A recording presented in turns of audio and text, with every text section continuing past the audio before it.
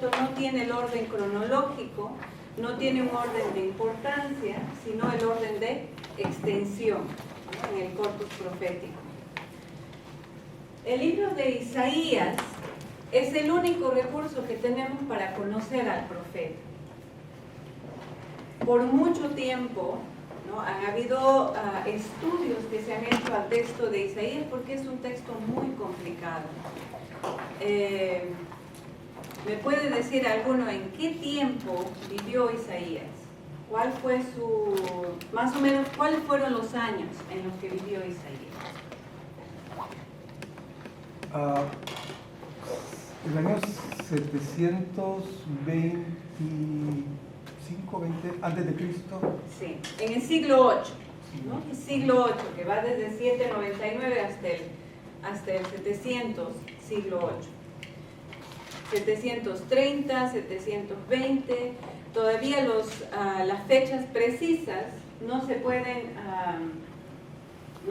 dar como establecidas porque tenemos muy poca información arqueológica, ¿no? Y también por toda la diferencia que encontramos en las designaciones de los reyes de Israel y de Judá.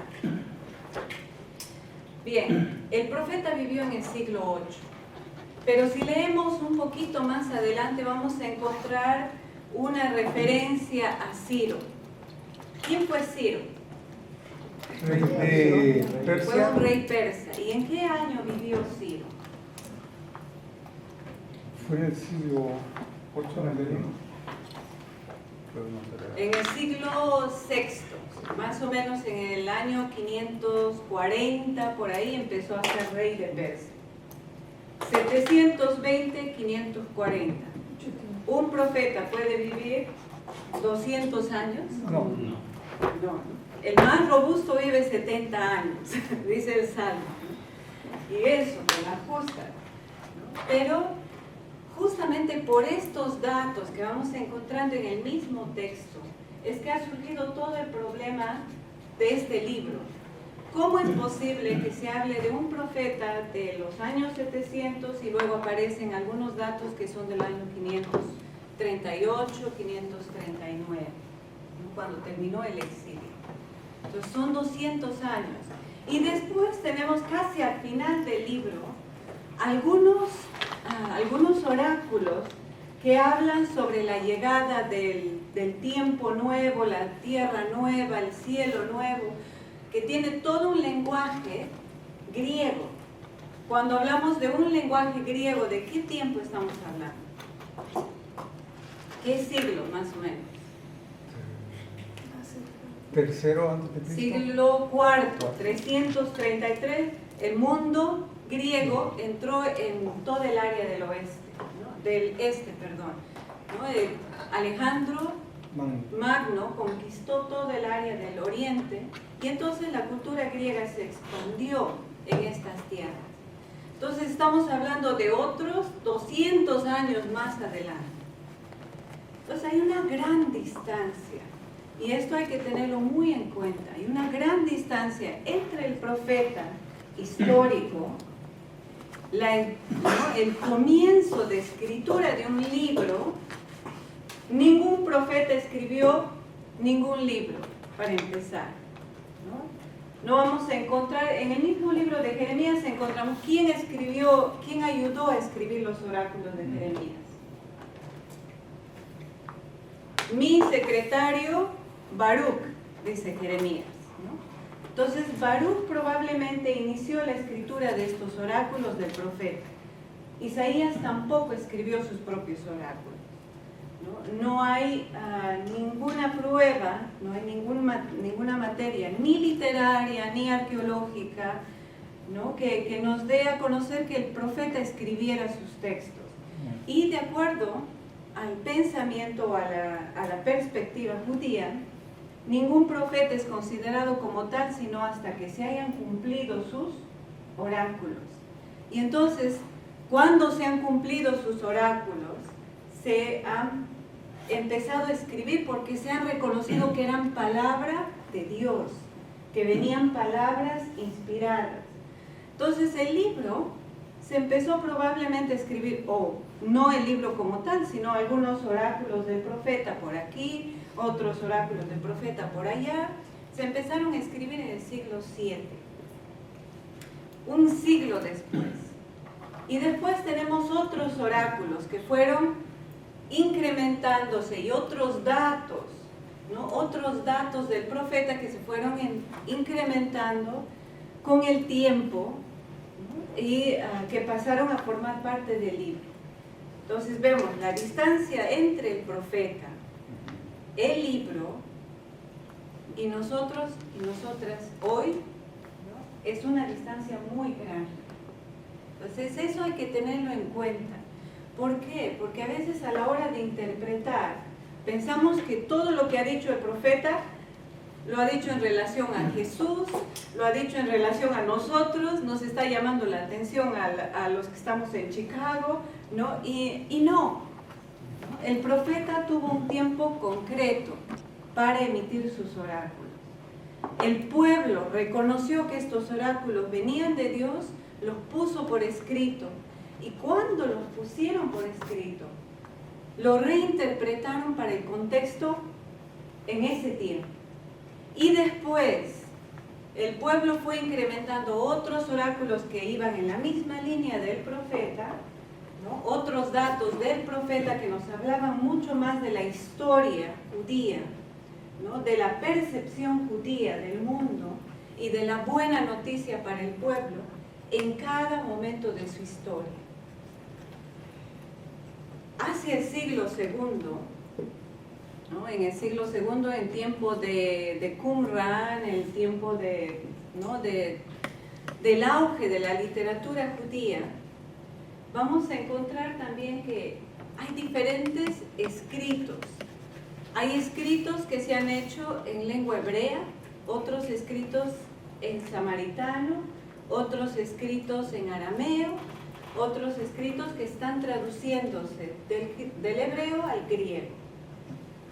Este es otro problema que presenta el libro. Tenemos diversas fuentes para el texto de Isaías.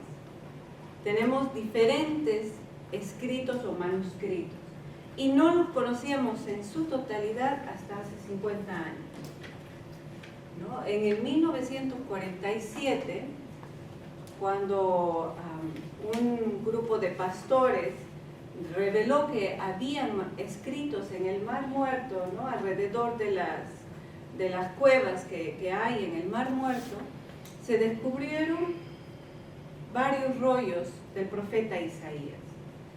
Hay un rollo que contiene casi todo el libro de Isaías. Hay otros rollos que están en griego, otros rollos que están en escritura samaritana. Y cuando se compara, no hay completa homogeneidad entre los escritos, ¿no? Hay, por ejemplo, en el texto griego, hay capítulos que están más hacia atrás y otros capítulos hacia adelante. Hay otros capítulos que son más cortos, otros capítulos que son más amplios, tienen más historia o tienen más oráculos. Y entonces este es un problema para quienes interpretamos la Biblia hoy. ¿Por qué? Porque nos habla de que el texto sagrado, en primer lugar, no ha sido escrito por Dios, sino por seres humanos, ¿no? Y que ha sido escrito dentro de una cultura que considera la palabra de Dios como algo dinámico, no como algo estático. Esto es lo que se escribe y esto se pasa de generación en generación. No, sino como una verdad que se ha ido construyendo en cada tiempo, en cada contexto, en cada experiencia.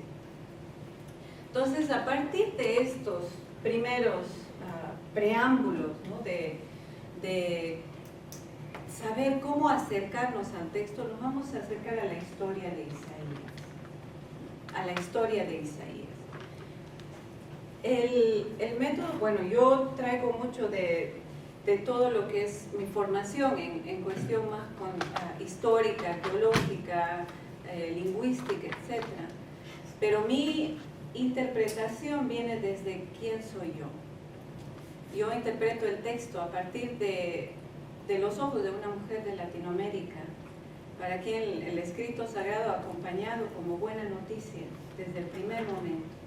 Y en medio de todo este caos, ¿no?, literario, lingüístico, histórico de los textos, ¿cómo encontrar buena nueva en cada pasaje que leemos? Entonces, el método que yo utilizo normalmente es el método ver, buscar, actuar. Seguramente que ustedes lo han escuchado, lo han practicado también en sus comunidades, ¿no? Es el método latinoamericano, la hermenéutica latinoamericana de leer la Biblia. Cómo hacer que nuestra experiencia nos ayude a leer el texto sagrado, leer el texto en sí mismo, iluminar nuestra experiencia a partir de este texto y determinar algunas acciones concretas o algo que nos ayude a transformar nuestra propia mirada y nuestra propia práctica. Entonces, esta es la metodología que vamos a usar. Y entonces, para recuperar la primera parte, vamos a entrar al momento del ver. Y vamos a formarnos en 3 grupos, en 3 casas. Vamos a tener 3 casas de Isaías. Y cada casa, en cada grupo vamos a conversar primero 3 cosas concretas que sabemos del profeta que no les he dicho yo, ¿no? En qué tiempo vivió, cuál fue su contexto, en qué años, no. 3 cosas que ustedes saben del profeta Isaías, porque ya llevaron ustedes cursos sobre Isaías, ya saben algo sobre Isaías.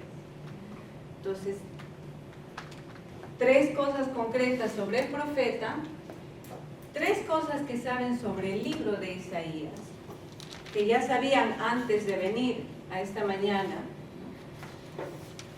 y un oráculo o una profecía que les es muy favorita, o un pasaje favorito que ustedes tienen del profeta Isaías.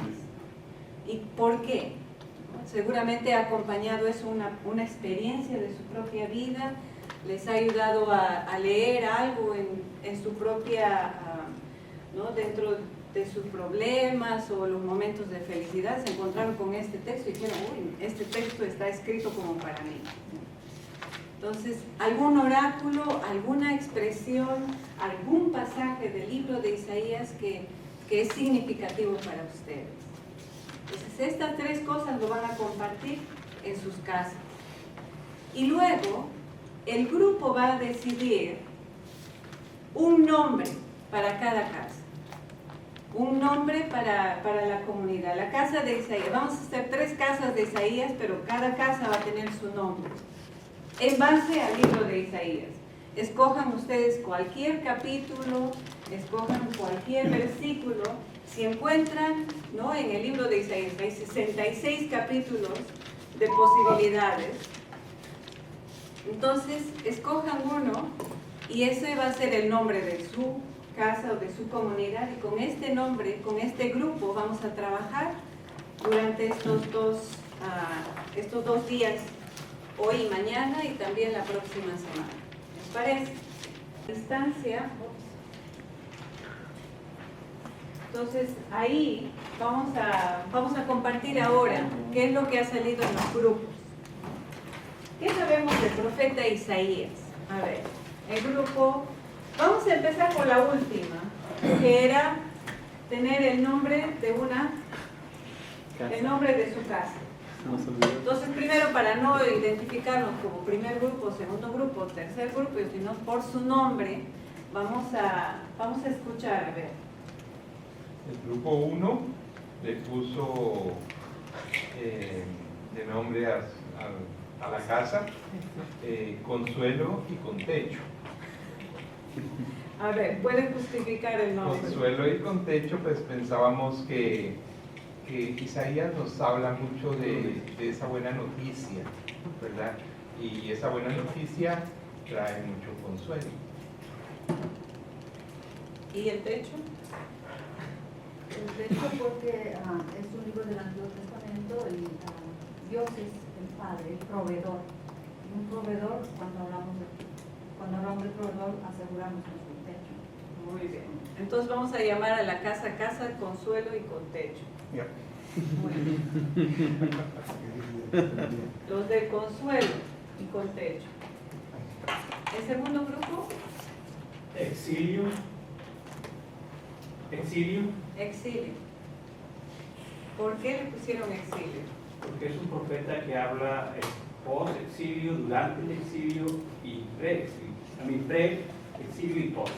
Ok. Exilio. El grupo de los exiliados. A ver, tercer grupo. Bueno, los hombres no quieren hablar. Remanente volverá por su segundo hijo.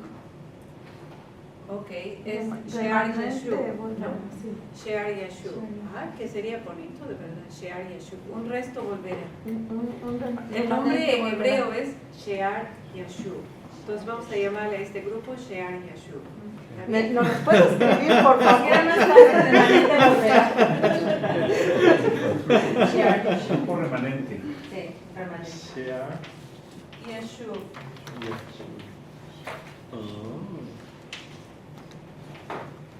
Nos pasamos los 30 minutos pensando en el nombre. No, Shear Yashub. Un resto volverá. Entonces, el grupo de consuelo y con techo, exiliados y Shear Yashub. A ver, el grupo de consuelo y con techo, que han encontrado 3 ideas sobre el profeta Isaías. Y bueno, primero del profeta Isaías sabemos que es hijo de Amós. Okay. Luego también que Pero es, no del profeta Amós, por si acaso. No es del hijo de profeta. Amós. Ujú.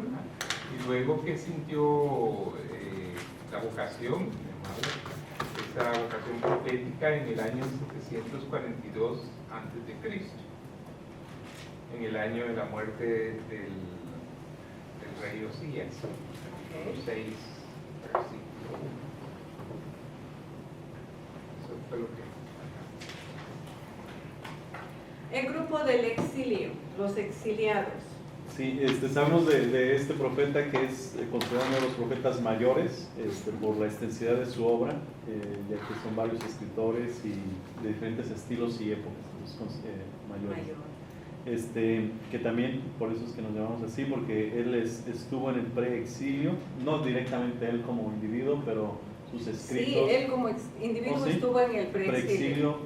En el exilio y en el post-exilio. Ahí no. Ok. Pero estuvo en el pre. Pre-exilio, ok. Y que también es un profeta considerado como mesiánico, que está que es llamado en el templo, también. Llamado en el templo. Importante, ¿no? Está en el templo, está al lado del rey. Es un profeta, es una persona pública reconocida. El grupo de Shear Yashub. Ok, bueno, como decía nosotros también sabemos que era uno de los profetas mayores. De hecho, el libro de Isaías es el primero libro, la Biblia de los profetas mayores, que nació en Jerusalén, vivió y profetizó durante la monarquía de 5 reyes, era orador, príncipe de los profetas y anunciaba la venida de Jesús. Aquí también que Isaías significa Yahvé, salvación. Yeshayahu, ¿no? Yeshayahu. El nombre tiene algo de Yahvé. Muy bien. A verlo. A Jesús vamos a dejarlo todavía por un ratito, ¿no? Porque el profeta vivió en el siglo VII y está viviendo así como nosotros en el año 2019. No sabemos qué es lo que va a pasar en 2050. Y eso, solamente 2000, imagínense al 2700, tampoco tenemos ninguna idea, ¿no? Entonces, en su propio contexto. 3 cosas que sabemos del libro de Isaías. Del libro, a ver. Bueno, nosotros el libro de Isaías vimos que se divide en tres partes. Uno que es el Isaías 1, que va del capítulo 1 al 39 y que fue escrito por el mismo Isaías. Y luego el Isaías 2, que va del capítulo 40 al 55, se llama el Deutero Isaías y pues es anónimo. Y luego el Isaías 3, que va del capítulo 56 al 66 y se le conoce como el Trito Isaías. Básicamente ahí es el núcleo de todo lo que son los oráculos. Ya. Les había dicho, Isaías no escribió nada, ¿no? Entonces, pero el libro se escribió, el primer Isaías, que es el texto que se conoce como primer Isaías, son los capítulos que se refieren, la mayoría de ellos, al tiempo del profeta, al tiempo del profeta. No todos, porque vamos a encontrar algunos añadidos que han sido de la época exílica o postexílica, también en esta unidad, en este primer texto. El grupo de los exiliados. Sí, también igual coincidimos en que es un libro escrito en tres partes, ¿verdad? Los tres Isaías, del cuarto al octavo antes de Cristo, que anuncia a Israel, a Judá, la buena noticia, y es un libro que tiene mucha denuncia ante la injusticia y opresión a los pobres. Las características de este libro. Del libro, ¿no? Y la mayoría de los textos de los profetas, todos los profetas van a hablar en nombre de aquellos que no tienen voz propia, reconocida, aquellos que son los pobres, los campesinos, las voces relegadas, ¿no? Las voces no escuchadas. Si bien ellos, algunos de ellos como Isaías, gozan de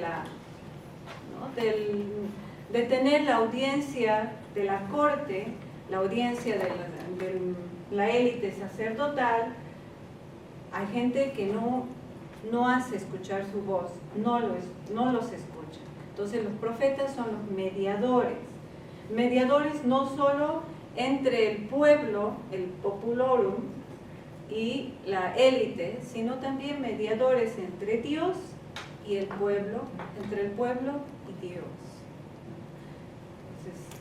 Entonces, y está en la mayoría de los textos proféticos, vamos a encontrar denuncias y anuncios.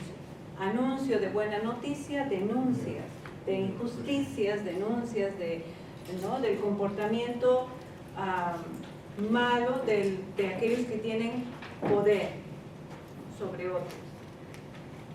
Muy bien. El tercer grupo, Shear Yashub. Bueno, parece que ya se dijo lo que también nosotros coincidimos, que es el libro más extenso de los profetas, que no fue escrito por el profeta Isaías, que tuvimos un pequeño también debate, porque también el profeta es escritor, pero no escribe su libro, es estadista, asesor de reyes. Esto es una cosa que decíamos cuando se fue escritor, porque no lo escribió él, ¿no? Y también que son tres autores diferentes, y también mencionamos que es el profeta, el libro del profeta es el que lee nuestro Señor Jesucristo cuando entra a la sinagoga. Aparte que el Espíritu de Dios está sobre mí. Eso es lo que estamos discutiendo. El capítulo 61, ¿no? El capítulo 61 del rollo de Isaías. Entonces, A mí me llamó ¿qué son las frases lapidarias? frases lapidarias, a ver, lápida viene de piedras, ¿no? De frases que son fuertes o como sentencias que son importantes. Injuriosas. Ajá. Entonces, que son fuertes, duras para con el pueblo, ¿no? Entonces, estas son las frases lapidarias. Muy bien. Cada casa ha escogido un texto o un oráculo o un poema, un canto. El libro de Isaías es rico. en un sentido poético es riquísimo, tiene oraciones, tiene cantos, tiene poemas, tiene oráculos, tiene sentencias, tiene parábolas, tiene narrativa, tiene cuentos, etc. Entonces, ¿cuál es el pasaje que han escogido ustedes como significativo para su grupo? Nosotros escogimos el texto de Isaías 61, capítulo del versículo 1 al versículo 3. No sé si alguno lo puede leer. A ver, ¿cuál es? 61. ¿61 qué? 61 del 1 al 3.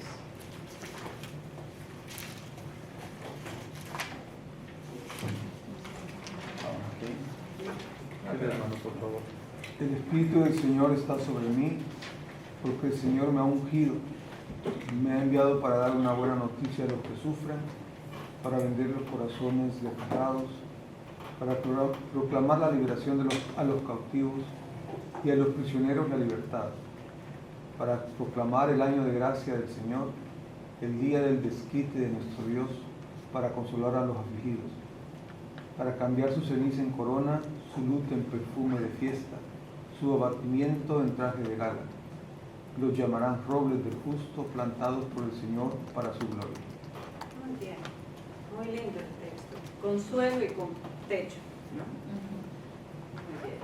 Este texto, si está en el capítulo 61, y si decimos que el texto, los últimos capítulos no son del profeta, sino que son posteriores, ¿en qué tiempo lo podemos situar?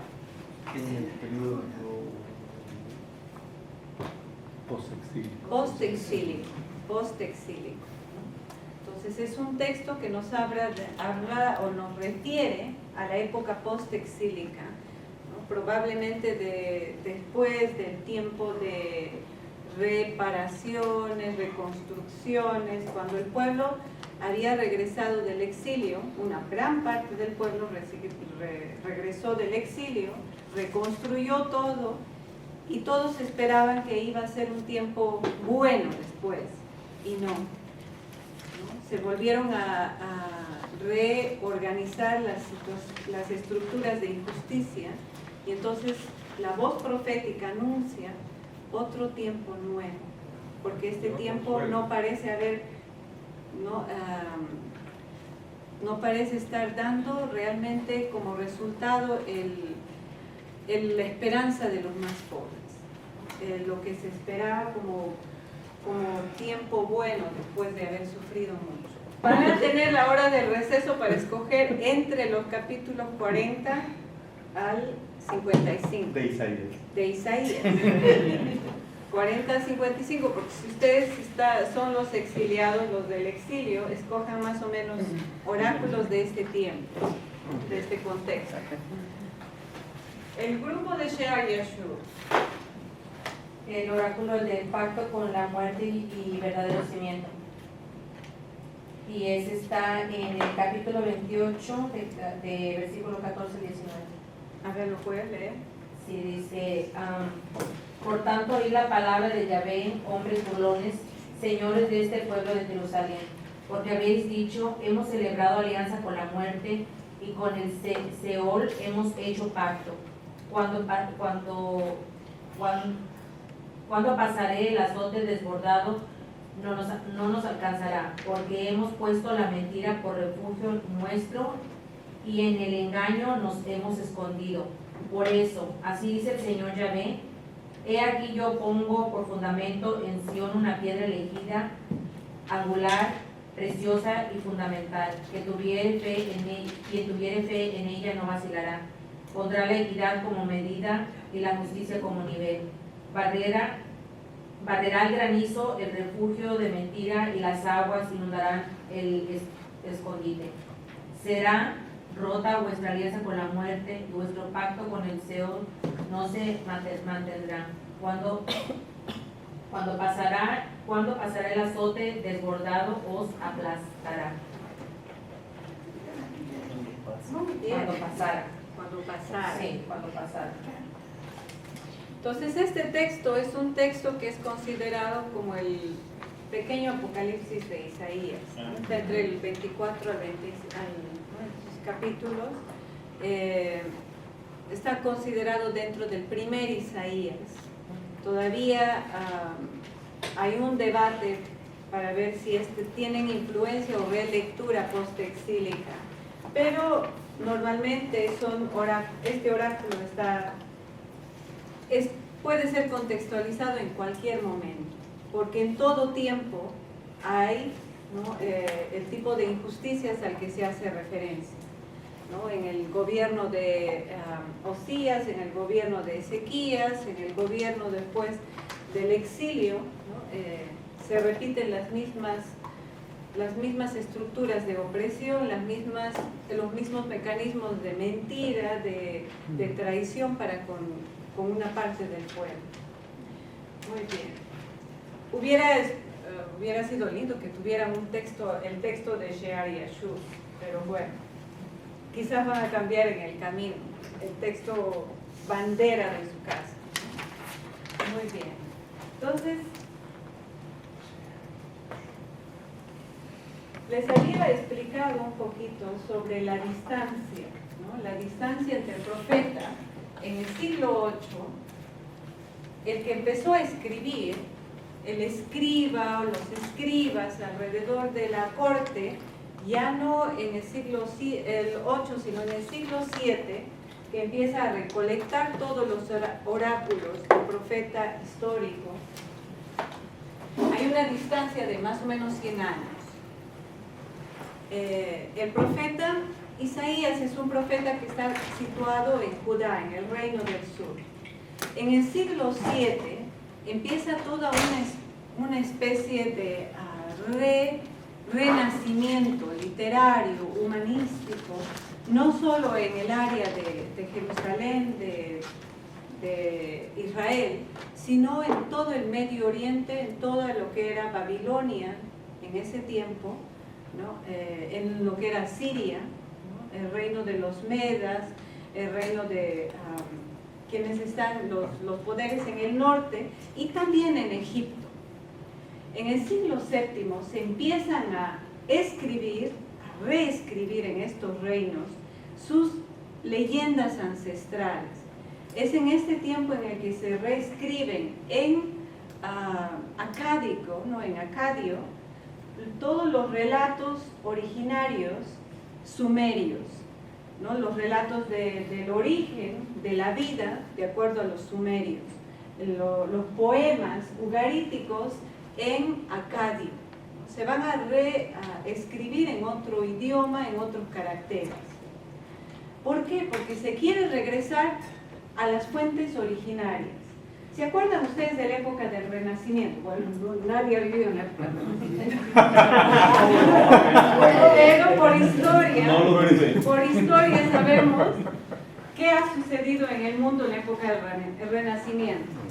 Todos los autores empezaron a estudiar el griego clásico, las obras de los griegos. Los pintores volvieron a estudiar las pinturas antiguas. Se hizo toda una revolución del pensamiento y de las artes. Lo mismo pasó en el siglo VII en todo Medio Oriente.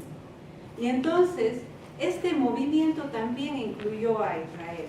Y es por eso que en este tiempo surge la escuela deuteronomista, y es una escuela de intelectuales que está tratando de escribir su propia historia. Y recolectan todos los relatos que hay, ¿no? De los pueblos del norte, los pueblos del sur, los pueblos que han tenido una historia con los cananeos, etc. Y escriben la historia de sus orígenes, escriben los oráculos de sus profetas, escriben sus historias épicas.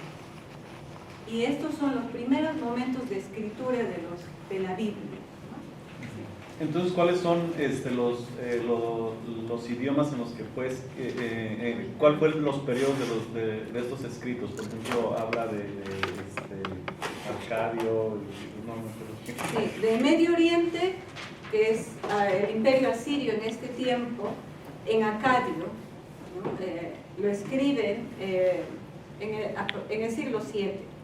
Todos los escritos que están sobre sus los poemas de Marduk, la historia sobre sus orígenes, ¿no? Sus leyendas, el poema de Gilgamesh, todo eso es traducido al acadio en este tiempo. Entonces, en este mismo momento, en Israel y en Judá, se escribe en hebreo, porque es la lengua de este medio, ¿no? De este lugar, las historias de sus orígenes. Y entonces tienen mucha influencia de lo que los otros están escribiendo. Y por eso encontramos, ¿no? Los dos relatos de la creación en Génesis, uno con influencia sumeria, otro con influencia babilónica, ¿no? Porque están en el mismo tiempo de escritura, van recibiendo lo que estos otros también están poniendo como escritos originarios. Entonces, eso empieza en el siglo VII, ¿no? Más o menos alrededor de la corte, alrededor del mundo sacerdotal, se van recolectando los escritos, recolectando los salmos, recolectando los oráculos de los profetas, etc. El tiempo de escritura va hasta el siglo II. En el siglo II, en Qumran, hemos encontrado el rollo ya de casi de los 66 capítulos. Eso significa que para el siglo II ya había un texto, ¿no? que consideraban como el texto de Isaías. Ahora, esto era el texto de Isaías para un grupo. Hay otros manuscritos que reflejan el texto de Isaías un poquito distinto en organización, de capítulos, en extensión, pero que también es el texto de Isaías, para este otro grupo. Entonces, hay varios escritos como unidades. Hay una gran distancia desde ahí hasta la Biblia, hasta quienes decidieron, los cristianos que decidieron utilizar este texto del Antiguo Testamento, del antiguo pueblo, en su canon. Hay muchos textos que no entraron en el canon, ¿no? En el canon cristiano. La mayoría de los que están en el canon cristiano son los mismos del canon judío, que eran aceptados por los judíos, pero se incluyeron aquellos que había escritos que habían estado escritos en griego, ¿no? Y los judíos no aceptaron esto como parte de su canon. Bueno, no todos los judíos, sino los que tenían dinero y los que tenían poder de decisión, ¿no? Porque ahora tenemos los escritos de otros grupos judíos que sí aceptaban, ¿no? Los escritos en griego. Hermana, es una consulta. Lo que acaba de decir, ¿eso sería la tercera parte de Isaías entonces, el último, que fue en griego? No, hasta aquí llegaría, ¿no? Hasta el siglo II, que sí, es la traducción. Pero lo que usted dice que notó que en el canon cristiano entró otras partes que el canon judío no. Entonces, esas son las partes en griego. Sí. Entonces, serían las del tercer Isaías. Todo el libro de Todo Isaías. el libro tiene. Todo el texto de Isaías. Todo el texto de Isaías que fue en griego.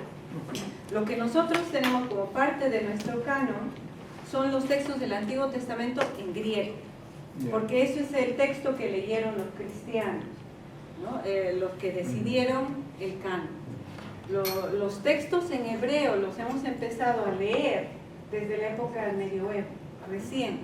¿Por qué? Porque había esta distancia que querían hacer entre judíos y cristianos. Entonces, quienes decidieron el canon, decidieron los textos en griego. La Septuaginta era el texto de los cristianos que decidieron el canon, ¿no? Entonces, desde ahí hasta el Ibikla 2019 hay otra gran distancia, ¿no? Los textos originarios están escritos en hebreo, en griego, en arameo. Nuestras traducciones, después del griego, el hebreo, arameo, se tradujeron en latín. Después del latín se tradujo en lenguas romances, ¿no? Español, italiano, francés, y después en inglés, alemán, ¿no? Y en otros idiomas más. Entre una traducción y otra hay muchas cosas que van ganando y perdiendo, transformando de sentido, y entonces cuando leemos el texto en el idioma originario, a veces podemos encontrar otras riquezas que se han ido perdiendo en el camino. una preguntita. A veces uno lee el mismo texto en diferentes versiones de Biblia, ¿verdad? Y te cambian el sentido total, te usan hasta otros verbos. Entonces, ¿cómo saber cuál es la correcta? No hay una correcta. No hay una correcta porque todos los seres humanos somos distintos. Y entonces depende mucho de la perspectiva de quienes están traduciendo, desde qué punto de vista están traduciendo y para qué público están traduciendo. ¿Quiénes tienen la Biblia latinoamericana? Es un texto muy pastoral. Entonces el lenguaje ha sido traducido en un lenguaje sencillo para que lo lean niños de 6 años, 7 años, 8 años, 9 años. Si encuentran una palabrota como Shear Yashu, van a quedarse, ¿qué cosa será? ¿Chino o francés? No sé, pero bueno, se quedan ahí. Entonces el lenguaje está hecho para un público sencillo, para quienes escuchan la Biblia sin tener mucha información arqueológica, histórica, etcétera, lingüística. El lenguaje de la Biblia de Jerusalén es un lenguaje muy técnico, ¿no? Y está recomendado para quienes estudian el texto bíblico. ¿Por qué? Porque ha sido lo más cercano posible al idioma griego, ¿no? Al griego y al hebreo en el Antiguo Testamento. Pero muchos de los textos de la Biblia de Jerusalén han tenido que reeditarse porque después del descubrimiento de Qumran hay mucho de nuevo que hay que integrar, ¿no? Porque también Qumran ha aportado sus grandes diferencias, nos ha ayudado a ver el texto con mucha más realismo, con más realismo, ¿no? Entonces no a ver como el texto como algo estático, sino como una posibilidad de interpretación. Entonces, claro, cada traducción tiene una perspectiva distinta y hay que saber distinguir, ¿no? Por eso es que quienes estudian se recomienda la Biblia de Jerusalén. La Biblia de Peregrino tiene muy buena traducción también. Entonces, cuanto más tengamos diferentes herramientas, podemos llegar a ver, ¿no?, de qué manera está traduciendo este autor. Ahora, el ideal es que aprendan griego y hebreo. Okay. El ideal. Okay. Y que aprendamos, porque eso nos ayuda a ver el sentido originario en el propio idioma. ¿No? En el propio idioma. Yo le creo a Jerusalén.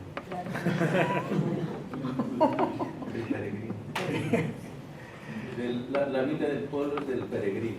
Sí. Del peregrino, sí. De Alan Spencer. Conocemos al profeta a través del texto.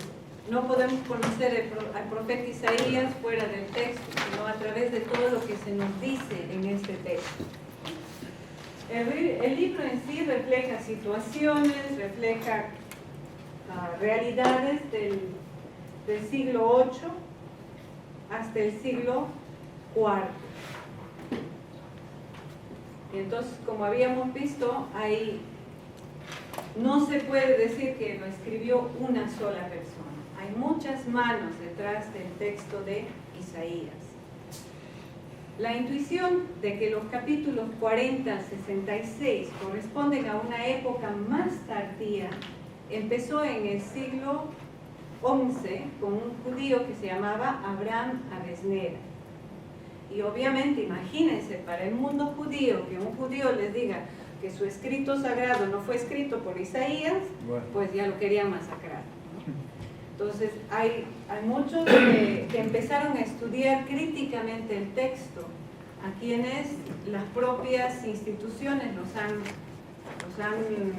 perseguido por mucho tiempo por lo que han descubierto o lo que han abierto para el público como una cuestión válida, ¿no?, sobre las escrituras. Entonces, ya a partir del siglo XI había gente que se preguntaba, pero ¿cómo es posible que digamos que lo escribió Isaías si esto tiene más o menos 4 siglos de contexto, ¿no? Entonces no pudo ser uno solo.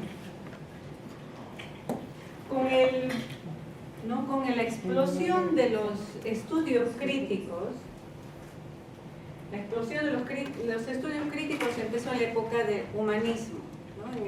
Cuando se empezó a leer los textos en griego, a leer los textos en hebreo, a leer el idioma arameo, a leer los textos originales en su lenguaje original, empezó una lectura crítica. Y entonces, ahí es que se fue determinando que los capítulos 1 al 39 serían el primer Isaías, del 40 al 55 serían el segundo Isaías, que pertenecen a otro contexto, y del 56 al 66 el tercer Isaías.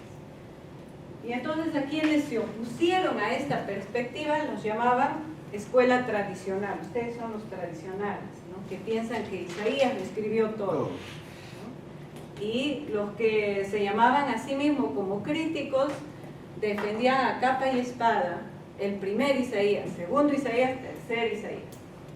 Eso fue en el año 1800, en los años 1900. Así que si ustedes siguen defendiendo eso, están viviendo en los años 1800 y 1900. Y hasta la fecha todavía hay gente que A ver, poquito, vamos a seguir poquito.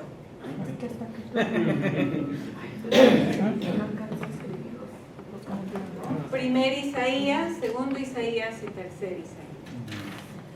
¿Cuáles eran las razones? Porque uno no se le ocurre así por así, ¿no? A mí me parece que estos son de este tiempo y nada más, no. Hay razones históricas, hay razones lingüísticas o literarias y hay razones teológicas. ¿Cuáles son las razones históricas? Bueno, las razones históricas es que parecen ser otro contexto, preexílico, exílico y postexílico. Preexílico, siglos 8, 7, 6, hasta la mitad del 6. Exílico, 50 años del siglo 6. Postexílico, los últimos años del siglo 6, 5, 4, ¿no? Que son considerados hasta la época de Cristo, pero ya en el siglo IV, en el 333, empieza la época griega. Entonces, una de las razones es histórica, la otra es literaria. Si ustedes ven desde el capítulo 40 al 50 hasta el 66, van a encontrar más cantos, van a encontrar muchos poemas, van a encontrar más expresiones literarias ricas y bien hechas. Entonces el estilo que hay entre 1 y 39 es un estilo todavía más sobrio. Hay oráculos y narración, pero desde el 40 los oráculos están intercalados con canciones y están intercalados con oraciones, maldiciones y algo de narrativa, pero muy poca. La otra razón es teológica, ¿no? En los primeros oráculos de los capítulos 1 a 39 hay mucha mención a la monarquía, y obviamente porque están viviendo en el tiempo de la monarquía, ¿no? Y porque Isaías se dirige a la corte, mayormente a la corte del rey. Luego, en los otros capítulos más tardíos, vamos a encontrar, ¿no? Y estos oráculos son de denuncia, la mayoría son de denuncia, y son muy fuertes, frases lapidarias. Pero si ven en los capítulos 50, 40, ¿no? Ya desde el 40, pero también hasta el final, hay muchos oráculos de consuelo, de un Padre que es un Padre universal, un Dios que no es solo un Dios de un rey o de un reino, sino un Dios que es Dios para todas las naciones. Hay una perspectiva teológica mucho más amplia, y esto nos habla de un tiempo distinto, de una perspectiva teológica diferente, ¿no? Especialmente entre el capítulo 61 a 66 se habla del pueblo de Israel como luz de las naciones y se habla de la posibilidad de salvación para todos los pueblos, no solo para los israelitas, no solo para los del pueblo de Judá, sino para todas las naciones. Entonces la perspectiva teológica ha cambiado, ¿no? Ha cambiado. Disculpen, en la parte histórica, ahí donde dice personajes del siglo VIII, sino del siglo VII, antes de Cristo. ¿Ese qué quiere decir?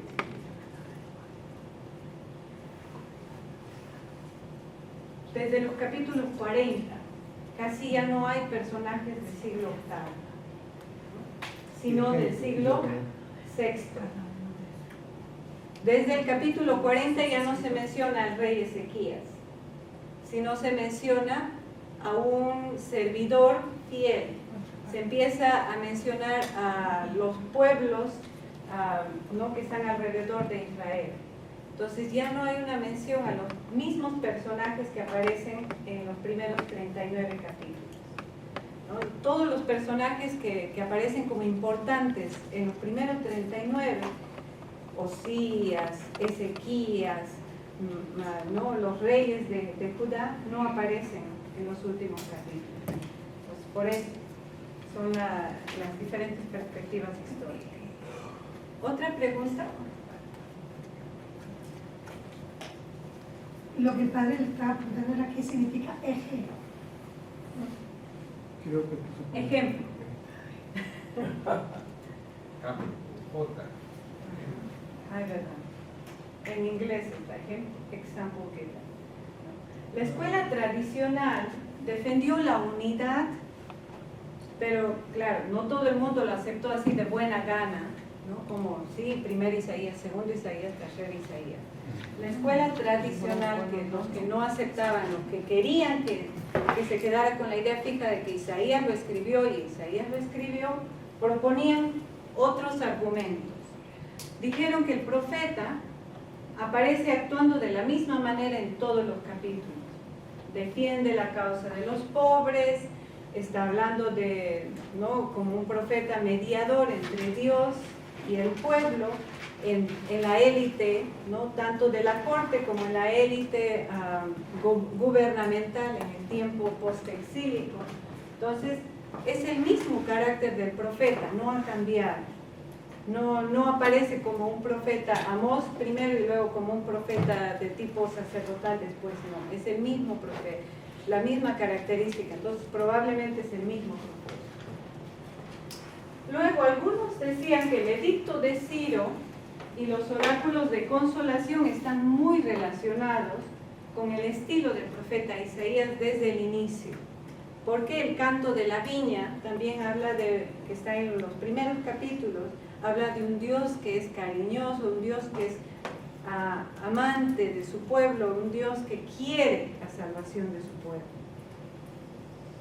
Pero ¿cómo es posible que tenga el mismo estilo 150 años más tarde? El carácter anónimo, no hay otro nombre para un profeta entre los capítulos 44 y 66, no hay nombres concretos, entonces ellos defienden que es el mismo profeta, porque si hubiera otro profeta, ¿no? hubiera introducido otros nombres. Y sin embargo, se reconoce, es para indicar que ya se terminó las primeras 2 horas, que tiene receso. ¿No? Pero como no hemos terminado esta parte, entonces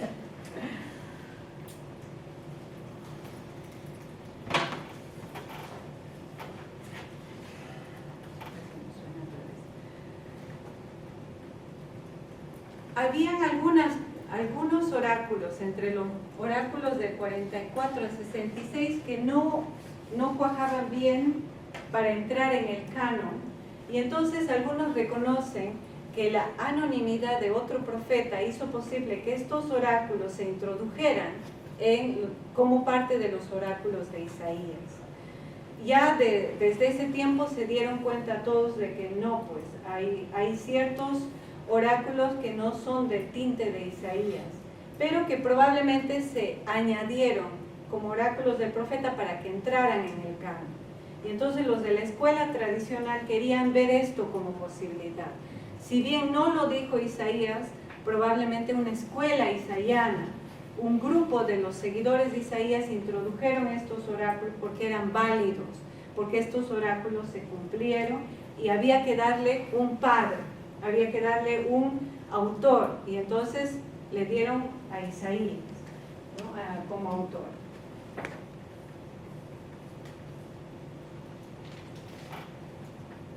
Y sin embargo tenemos que darnos cuenta que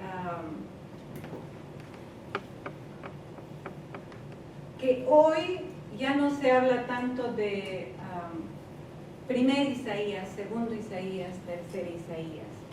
De lo que se discute hoy en día más es del estilo literario de todo el libro y de las probables relecturas, porque no es estático tampoco. 1 al 39, primer Isaías, el Isaías verdadero. Del 40 al 55, segundo Isaías, del tiempo exílico. No funciona, porque hay muchas cosas que en el segundo Isaías aparecen como originarias del primer Isaías y otras que aparecen como de un tercer Isaías. Entonces, no se habla tanto de un primer, segundo y tercero hoy. Se habla más desde el capítulo 40, del 66, son relecturas exílicas y postexílicas de un profeta histórico. Entonces, es el tipo de lenguaje que se está utilizando hoy. Entonces, ¿por qué? Porque las divisiones convencionales no parecen funcionar bien.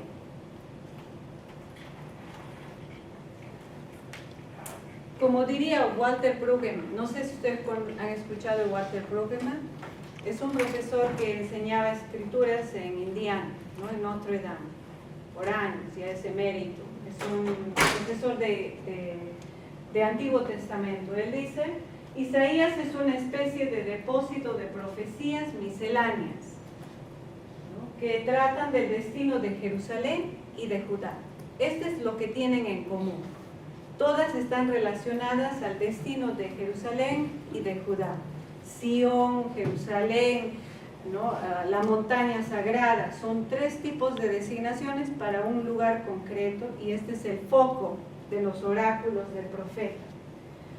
Y es un grupo misceláneo de oráculos de un cierto sector que han sido recopilados por un grupo, oráculos que han sido recopilados por otro grupo, y entonces todos se han adecuado en el texto.